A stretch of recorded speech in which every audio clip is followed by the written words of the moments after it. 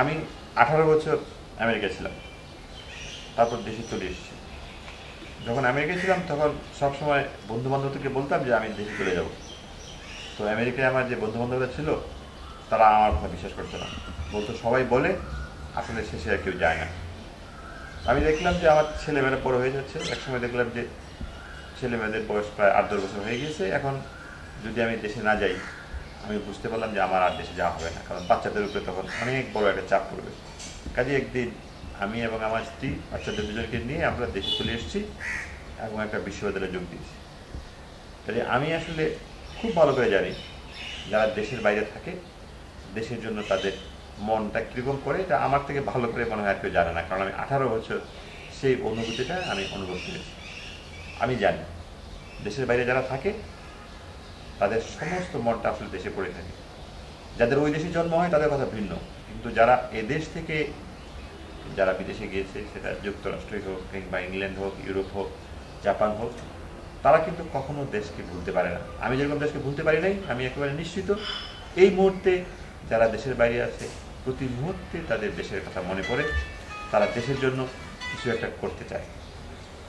আমরাও করতে চাইতাম যখন ছিলাম সেখানে। আমার মনে আছে যখনই দেশে ঘূর্ণিঝড় হতো আমরা সবাই মিলে টাকা কালেক্ট করে দেশে পাঠাতাম, আমরা সবাই মিলে একটা ঘূর্ণিঝড়ের শেল্টার তৈরি করেছি, আমরা স্কুলকে সাহায্য করার চেষ্টা করেছি। কিছু একটা করলে মনে হয় হ্যাঁ কিছু একটা করতে পারলাম। এই মুহূর্তে যারা বিদেশে আছে আমি জানি তারাও দেশের জন্য কিছু একটা করতে চাইছে। তো এদেশে আসার পর তখন আমার রোলটা পাল্টে গিয়েছে, এখন আমি দেশে থাকি এবং আমার সব বন্ধুরা এখনও বিদেশে আছে, বেশিরভাগই বন্ধুরা বিদেশে আছে। এবং যখন আমার কিছু দরকার হয় আমি তখন তাদের সঙ্গে যোগাযোগ করি।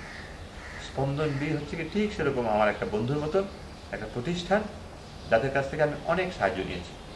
আমার বন্ধুরা আছে যারা স্পন্দন বির সদস্য, তারা মাঝে মাঝে অনেক সময় স্পন্দন বির পক্ষ থেকে অনেক সময় ব্যক্তিগতভাবে আমার কাছে কিছু টাকা পাঠিয়ে দেয় যে কোনো একটা স্কুলে কিছু সাহায্য করার জন্য। আমি সেই স্কুলে গিয়ে স্কুলের যত বাচ্চারা আছে তাদের সবার জন্য খাতা কিনে দিই। আমাদের দেশে সব স্কুলের বাচ্চাকে বিনামূল্যে বই দেওয়া হয়, কিন্তু বিনামূল্যে খাতা কলম পেন্সিল তো দেওয়া হয় না। কাজে অনেক স্কুল আছে এত গরিব স্কুল যে হয়তো গায়ে পড়ার কাপড়টা পর্যন্ত নেই, হয়তো নাস্তা না করে না খেয়ে স্কুলে এসছে, তারা খাতা কেমন করে কিনবে, কলম কেমন করে কিনবে? তো আমি ওই স্পন্দন বিল যে বন্ধুরা টাকা পাঠায় তাদেরকে দেশে স্কুলে খাতা কলম কিনে দিই এবং তাদেরকে বলি তোমরা মন দিয়ে লেখাপড়া করো, তাহলে হয়তো আবার সামনের বছর তোমাদের জন্য খাতা কলম কিনে দেওয়া হবে, আর যদি দুষ্টুমি করো লেখাপড়া না করো তোমাদের খাতা কলম বন্ধ হয়ে যাবে। কিন্তু তাদের খাতা কলম বন্ধ হয় না। আমার বন্ধুরা প্রতি বছর তাদের জন্য টাকা পাঠায় এবং সে টাকা দিয়ে আমি তাদের জন্য খাতা কলম পেন্সিল এগুলো কিনে দিই। শুধু তাই না, এবার তো বন্যা হলো, ভীষণ বন্যা। আমি তখন আবার স্পন্দনবির সঙ্গে যোগাযোগ করেছিলাম যে বন্যায় অনেক বাচ্চাদের তাদের স্কুলের সমস্ত বই ভেসে গিয়েছে, খাতা ভেসে গিয়েছে, তাদের পড়া করার কিছু নেই।